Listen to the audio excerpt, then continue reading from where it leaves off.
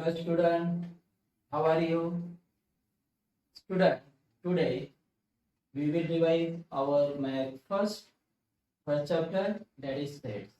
तो आज हम हमारे मैथ फर्स्ट का जो फर्स्ट चैप्टर है सेट्स उसकी रिवीजन करने वाले। रिवीजन हम शुरुआत करते हैं ऑपरेशन ऑन सेट, जिसमें आप पहला जो टॉपिक है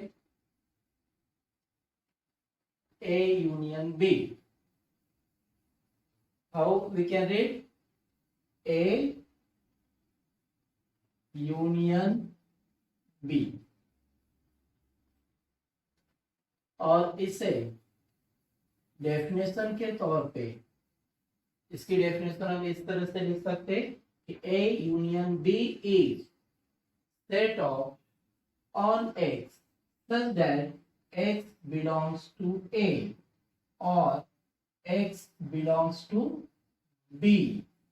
इसका अर्थ समझ लीजिए, यहाँ पे दिया है और, जहां भी आपको यूनियन दिखाई दिया इसका मीनिंग क्या है? और या मतलब जो भी इस A यूनियन B में आप लिखोगे वो एक तो A में होगा, means X belongs to A, means X is a member of A और X is member of B। A में होगा या फिर B में होगा। और आपको पता है कि हम इस कर्ली ब्रैकेट में कोई भी एलिमेंट सिर्फ एक बार लिखते हैं, तो यदि कोई एलिमेंट A और B दोनों में होगा तो भी यहाँ पे हमें एक ही बार रिप्रेजेंट करना है। तो see some example and first thing Venn diagram. Suppose this is universal set. अब इनवर्सल सेट क्या होता है? तो सेट जो ए और बी से बड़ा है, उसके लिए हम एग्जांपल ले लेते हैं, जैसे स्कूल। अब स्कूल में 9th A, 9th B, 9th C, 9th D, ये क्या है? डिवीजन है। 8th का या 10th का कोई भी डिवीजन अगर लेते हैं तो इन सब से रिलेटेड जो स्कूल है वो क्या होगा? उसका इनवर्स होगा। लाइब्रेरी में अलग अलग प्रकार के बुक्स है, अलग अलग स्टैंडर्ड के बुक्स है। तो अगर स्टैंडर्ड की बुक अगर हम देखते हैं तो उस स्टैंडर्ड के लिए इनवर्स जो होगा वो क्या होगा? लाइब्रेरी। तो वैसे ही अगर ये सबसे बड़ा सेट है तो उसमें ए, ये टॉपिक क्या हो गया? ए, और ये बी। तो ए और बी दोनों को मिला के दोनों में लिखे गए जो एलिमेंट्स होंगे उसे हम क्या कहेंगे? A union B. अब कुछ लोगों को रीड करने का प्रॉब्लम है कि इसे रीड कैसे करेंगे। तो देखिए ए यूनियन बी, इसे is means A union B is set of all x. इस लाइन को क्या पढ़ना है? Such that. तो A union B is set of all x such that x belongs to A और x belongs to B। अब एग्जांपल देखते हैं। Suppose in A 2 4 6 8 and B set 1 2 3 4 5 6, then find A union B। अब इनका क्या करना है? हमें यूनियन बनाना है। यूनियन बनाना है मतलब ए के घटक और बी के घटक क्या करने हैं? इस ए यूनियन बी इस कर्ली ब्रैकेट में एक साथ मिला के लिखें। ऑर्डर इज नॉट इम्पोर्टेंट, आप किसी भी क्रम में किसी भी ऑर्डर में ये एलिमेंट्स लिख सकते हैं, लेकिन यदि आपने इंक्रीजिंग डिक्रीजिंग ऑर्डर में लिखा तो बहुत अच्छा। जैसे अभी 1 2 3 4 5 6 8 दिख रहे हैं हमें। या फिर सबसे आसान है कि ए के एलिमेंट्स पहले लिख लीजिए, उसके बाद जो लिख कर हो चुके हैं वो रिपीट नहीं करना, और बचे हुए बी के पार्ट्स क्या करने? इस कर्ली ब्रैकेट में लिखना है। सबसे आसान तरीका है। तो जैसे अभी हमें पता चल रहा है कि 1 जो बी में है, देन 2 3 है, 4 दोनों में है लेकिन हमें लिखना तो एक ही बार है, तो ये 4। उसके बाद 5 बी में है, 6 दोनों में है, 7 नहीं है, तो इसमें बचा हुआ भाग क्या हो गया? ए। तो इसे हम क्या कहेंगे, ए यूनियन बी। कितना आसान है। और एक एग्जांपल देखिए, इन B suppose A B C D, Q C D E F, then what is P union Q or P union Q? So write all the elements that elements belongs to P or Q, जो P में हो या फिर Q में हो, दोनों को एक साथ मिला के क्या बन जाएगा, P union Q। तो लिखना है, जैसे देखिए A B C दोनों में है, D E और M, तो ये क्या हो गया, P union Q। Student, next operation is A intersection B। अब देखिए A और ये सिंबल को क्या पढ़ना है, intersection, means A intersection B।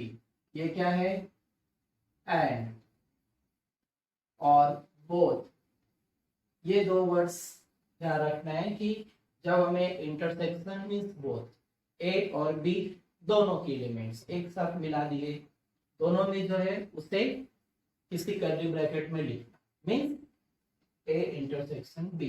अब इसकी डेफिनेशन कैसे लिख सकते हैं हम लोग, A intersection B is set of on X such that X belongs to A and X belongs to B। अब ये एंड क्या इंडिकेट करता है कि जो भी आप इंटरसेक्शन में कर्ली ब्रैकेट में लिखेंगे वो A में होगा और B में भी होगा, मीन्स कॉमन एलिमेंट। सिंपल क्या याद रखना है, जो दोनों में होगा, A में भी होगा B में होगा, उसे हमें क्या करना है, कर्ली ब्रैकेट में लिखना है। उसी को हम लोग क्या पढ़ेंगे, A इंटरसेक्शन B। अब वेन डायग्राम, ये इन्वर्सल, ये P, मान लीजिए ये Q या फिर इससे रिलेटेड है तो ये A और ये B, तो A का पार्ट इधर है, इस A का पार्ट ये, और B का भी ये क्या है, पार्ट। तो जो इस भाग में लिखा गया होगा, number which are related to in this part is intersection of A and B। तो इस भाग में जो दोनों में का भाग है, A का भी है और B का भी है, तो ऐसे भाग में जो लिखा गया होगा उसे हम इंटरसेक्शन में लेंगे। एग्जांपल, A that is 2 3 5 7, मैंने यहाँ पे कुछ एलिमेंट्स लिए A में, B that is 1 3 5 7 9, then question is find A intersection B। A intersection B element which belongs to both the sets, दोनों में जो होगा वो डेफिनेशन ही है, x belongs to A and x belongs to B। तो A B है तो A B में दोनों में देखिए कौन से एलिमेंट्स है, ये 3 3 5 7 7, A में भी है और B में है, तो इसका आंसर क्या हो जाएगा, 3 5 7 हो गया। A intersection B that is 3 5 7, है कि नहीं आसान। तो इस तरह से हम वेन डायग्राम में अगर क्वेश्चन पूछा गया और इंटरसेक्शन के पार्ट्स पूछे गए होंगे तो ये वाले भाग में जो भी चीजें लिखी होगी, जो भी एलिमेंट्स होगा वो क्या होगा, इंटरसेक्शन। और एक example, P set of all x such that x belongs to n, means natural number है, and x is less than or equal to 5, and Q is set of all y such that y also belongs to n, but this y is greater than 2 and less than 7, then find P intersection Q। तो student अब ये क्या है, set builder form. तो हमें क्या करना पड़ेगा, ये जो लिखी गई इंफॉर्मेशन है उसके आधार पे उसे हमें लिस्टिंग मेथड में कन्वर्ट करना होगा। तो लिस्टिंग मेथड में कन्वर्ट करने के लिए हमें क्या देखना है कि ये एक्स जो भी आप इस कर्ली ब्रैकेट में लिखने वाले हो पी में, वो क्या है, नेचुरल नंबर है, मींस 1 2 3 4 5 काउंटिंग नंबर। लेकिन यहाँ पे कंडीशन देखिए, कुछ लोगों को ये कंडीशन ध्यान में नहीं आती, नहीं समझती। एक्स इज लेस देन और इक्वल टू, बीच में जो साइन है वो इक्वल टू, मतलब एक्स 5 से कम भी है या उसके बराबर भी है, means x is less than और इक्वल टू 5। तो इसमें हम कौन कौन से एलिमेंट्स ले सकते हैं, जो नेचुरल नंबर है, तो 1 2 3 4 और 5 भी चलेगा, क्योंकि यहाँ पे लेस देन और इक्वल टू का भी साइन। और क्यू में कौन से नंबर है, y है, जो नेचुरल नंबर है, लेकिन y is greater than 2, means 2 से बड़ा है, और 7 से क्या है, छोटा है। यहाँ पे लेस देन और equal to, greater than, equal to का कोई भी सिंबल नहीं है, इसलिए यहाँ पे 2 से ग्रेटर नेचुरल नंबर लिखना है हमें, 3 4 5 और 7 से कम मींस 6। क्या फाइंड करना है इसमें, P intersection Q। P intersection Q, P और Q के कॉमन, दोनों में देखिए कौन सा है अब, तो ये 3 दिख रहा है हमें, 4 दिख रहा है, और ये 5। आंसर क्या हो गया, 3 4 5, है ना सर। नेक्स्ट टॉपिक लेते हैं, कॉम्प्लीमेंट ऑफ ए सेट। तो स्टूडेंट ये सेट चैप्टर हमारे 11 साइंस को और आर्ट्स के लिए जो मैथमेटिक्स की बुक है उसमें भी ये चैप्टर है, और उसमें ये सभी चीज़ें कवर की गई हैं। कुछ एक्स्ट्रा भी पार्ट्स है जो 9th में नहीं है, इसलिए हम लोग वो पार्ट्स न लेकर अपना जो सिलेबस है, अपना जो टॉपिक है, वो यहाँ पे कवर कर दे। तो अगला topic, complement of a set. अब कॉम्प्लीमेंट ऑफ ए सेट क्या होता है,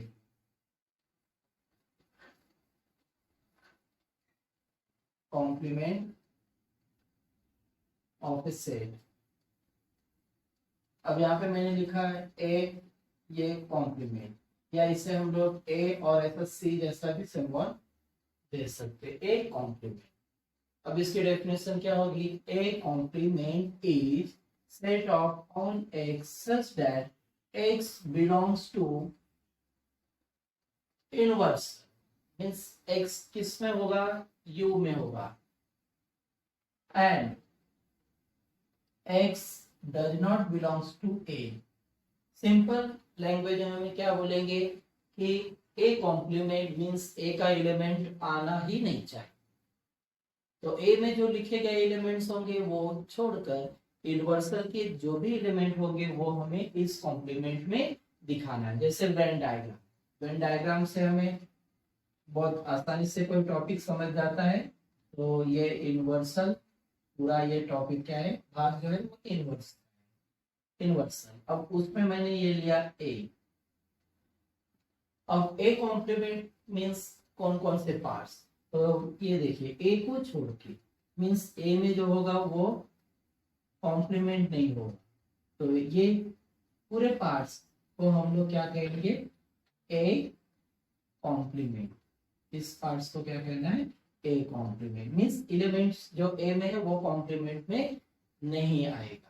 So element which belongs to inversion but not in that set is the complement of that set. So A complement, that is the set of all x set such that x belongs to U and x does not belongs to A. P complement वैसे ही लिखना होगा, तो P complement that is the set of all x such that x belongs to inversion and not belongs to that P set. Example, इसके लिए हमें इनवर्सल set दिया होगा, means अब मान लीजिए यहाँ पे मैंने कुछ नंबर्स ले लिए 1 2 3 4 5 6 7 8 9 10। और यहाँ पे मैंने p के लिए कुछ एलिमेंट्स ले लिए। और p जैसे 2 3 5 7, ये प्राइम नंबर p है, इसलिए मैंने यहाँ पे प्राइम नंबर ले लिया। प्राइम नंबर आपको पता है कि सबसे छोटी प्राइम नंबर 2 है, इवन नंबर है, बाकी प्राइम नंबर्स क्या होते हैं, ऑड नंबर होते हैं। अब इसका कॉम्प्लीमेंट बताना है हमें, तो कैसे लिखेंगे, p कॉम्प्लीमेंट। अब ये जो एलिमेंट्स p में है वो इसमें नहीं आएंगे, तो क्या करना है, ये एलिमेंट को छोड़कर u के सभी एलिमेंट्स यहाँ पे लिखने। तो एक एक चेक करने का, देखिए 1 है क्या इसमें, नहीं, तो वो 1 किसमें है, इस u में है, इसमें नहीं है। तो इसलिए डेफिनेशन हो गई कि x is a set of all such that x belongs to inverse and x does not belongs to a। अब इसमें जो p में है वो नहीं आएगा, तो 1 u में है, 2 है तो इसमें नहीं लिखेंगे, 3 है, 4 है क्या इसमें, नहीं, वो सिर्फ इनवर्सल में है, तो इसलिए यहाँ पे 4। देन 5 है, 6 नहीं है, फिर 7 यहाँ पे आ चुका है, और फिर जो u के एलिमेंट्स है 8 9 10 हो गया ये कॉम्प्लीमेंट। और एक एग्जांपल देखिए, u 2 4 6 8 10 12 and b 4 8 12, then what is b complement। अब b complement देखिए क्या हो रहा है, यहाँ पे चेक कीजिए, u के एलिमेंट्स 2 है क्या इसमें, नहीं, वो सिर्फ u में है, तो b कॉम्प्लीमेंट मीन्स ये एलिमेंट को क्या करना, हमें छोड़ देने, b के एलिमेंट को छोड़ के u के सब। तो यहाँ पे देखिए ये इसमें नहीं है 2, ये 4 हो गया, 6 नहीं है, फिर 8 यहाँ पे हो गया तो इसमें नहीं आएगा, 10 और 12 हो चुका है, तो b कॉम्प्लीमेंट क्या हो गया, 2 6 10। तो इस तरह से हम किसी भी सेट का इन्वर्सल दिया होगा तो कॉम्प्लीमेंट फाइंड आउट कर सकते हैं। अगला आसान सा टॉपिक देखते हैं, number of element in a set. अब number of element in a set के लिए आपको एक फॉर्मूले के तौर पे number of element in A union B, number of element in A intersection B का एक छोटा सा फॉर्मूला याद रखना है, जिसके आधार पर हम लोग एप्लीकेशंस जो है वर्ड प्रॉब्लम में सेट्स के वो इजीली सॉल्व कर सकते हैं। So see the formula that is A, ये क्या है, याद इज नंबर ऑफ एलिमेंट। तो number of element in A union B, इससे कैसे रीड करेंगे हम लोग, n A union B means number of element in B, इसमें कितने एलिमेंट्स है उनका नंबर दिखाना, मतलब n number of element A union B, that is n A plus n B minus n A intersection B. अगर यहाँ पे union है तो आप यहाँ पे इंटरसेक्शन डाल दीजिए और यहाँ पे क्या है, माइनस है। या फिर इसी फॉर्मूले को हमें इंटरसेक्शन फाइंड आउट करना है, तो हम कैसे लिख लेंगे, n A means number of element in A plus number of element in B, और यहाँ पे इंटरसेक्शन हमने लिया है तो यहाँ पे क्या आ जाएगा, union means n A union B. इस तरह से हम ये फॉर्मूले का उपयोग वर्ड प्रॉब्लम में कर सकते हैं। वर्ड प्रॉब्लम में हमने सभी वर्ड प्रॉब्लम के एग्जांपल सॉल्व किए। एग्जांपल क्या करना है, रीड करना है, रीड करने के बाद उसमें हमें दो चीजें ढूंढनी, जिससे ए और बी या फिर कोई भी अल्फाबेट्स लेने, जहाँ पे बोथ होगा तो समझ जाने का कि वो क्या है, इंटरसेक्शन है। टोटल होगा तो एक तो यूनिवर्सल होगा या तो यूनियन होगा, और फिर इनमें से कोई भी फार्मूला यूज करके उसका आंसर फाइंड आउट किए। तो यदि आपको उसमें कुछ प्रॉब्लम लगता है तो आप वो वीडियो फिर से देख सकते हैं। यहाँ पे हमने फार्मूला लिखे, अब इससे रिलेटेड एग्जाम्पल देखते हैं। एग्जाम्पल, अब एग्जाम्पल में हमने क्वेश्चन लिख लिया, if n A, suppose this is 30, number of element in A is 30, n B equal to 40 and n a intersection b is suppose 25, Then question is find n A union B. Simple है. So how can you solve this example? So first write the given things, means given. So here n A, that is 30, then n B 40, n A intersection B is 25, and question mark, that is number of element in A union B. अब दोनों में से decide कीजिए कौन सा formula आप use करेंगे. तो अगर A इंटरसेक्शन B दिया है तो फर्स्ट वन लिखना आसान होगा. तो हम लोग क्या करेंगे इसमें, n A union B, that is question mark. So right formula, n A union B, that is n of A means number of element in A means 30. So n A plus n B minus n A intersection B. अब formula लिख के हो गया. अब इसमें दिए गए जो वैल्यूज है उसे पुट कीजिए. तो 30 n B 40 minus 20, तो करके 25 माइनस कीजिए. तो here 30 plus 40, that is 70, minus 25. So number of element in A union B equal to 5, and 6 minus 2, that is 45. है ना आसान. इसी में अगर यूनियन दिया होता, इंटरसेक्शन पूछा होता, तो हम क्या करते, इसमें सेकंड फार्मूला यूज करते, या फिर दोनों यूनियन और इंटरसेक्शन ये both are given and question is find the number of element in B और ए. तो कोई डरने की बात नहीं है. फार्मूला लिख के जो जो चीजें दी हैं उनकी जगह पे उनकी वैल्यूज क्या कर देंगे, हम लोग सब्स्टिट्यूट कर देंगे. जैसे और एक क्वेश्चन देखिए, if n A equal to 15, n A union B equal to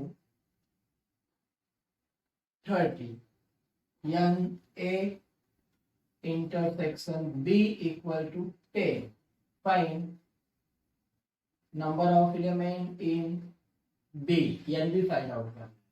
तो फिर से क्या करना है, गिवन थिंग लिख लीजिए पहले. So we write the given, that is n A means 15, n A union B equal to 30, n A intersection B is 10, and n B equal to question mark. Then apply any formula. दोनों में से कोई भी एक formula हम यहाँ पे apply कर सकते हैं. तो यूनियन वाला फार्मूला लिखते हैं हम यहाँ पे. तो formula is n A union B equal to n A plus n B minus n A intersection B. हो गया फार्मूला लिख के. क्या बचा, डरने की कोई बात नहीं. अब जो जो चीजें दी हैं उनके जगह पे क्या करना है, हमें लिख देना है. तो देखिए यूनियन कितना दिया है, 30. तो हो गया ये 30, n A 15, n B नहीं है तो क्या कीजिए, वैसे ही रहने दीजिए. So keep as it is. So n B is not given, so we write as it is. Then minus n A intersection B, that is 10, so write minus 10. Therefore 30 equal to 15 minus 10. What is 15 minus 10? So it is 5 plus n B, and when you subtract this 5 on this side or transfer, that time you know it is 30 minus 5 equal to n B. So 25 equal to n B, and therefore n B equal to 25. है ना आसान. तो डरने की कोई बात नहीं. आप इसकी और प्रैक्टिस कीजिए. सभी वीडियो एक बार दो बार देखिए. जरूर आपको चैप्टर और ये सेशन अच्छा लगा होगा. Okay, thank you.